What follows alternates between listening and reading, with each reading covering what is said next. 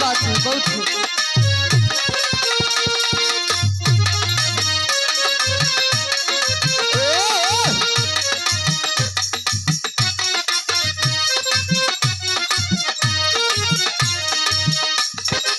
बड़ी शानदार गीत के संकेत बा।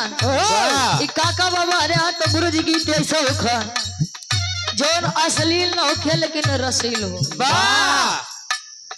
कोनो दुल्ही अपने सैया जी से या तो मान ला आत्मा रूपी दुल्हन और परमात्मा रूपी दुल्हन के वर्णन बा।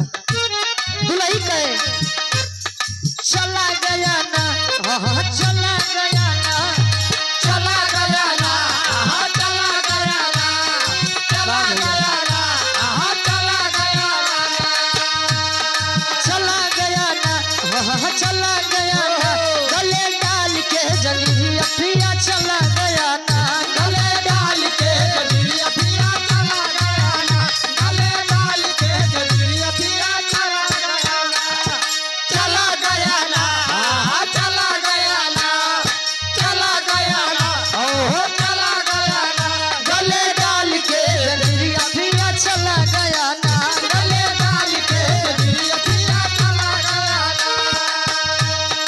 कहे गले डाल के जंजीरिया पिया चला गया ना।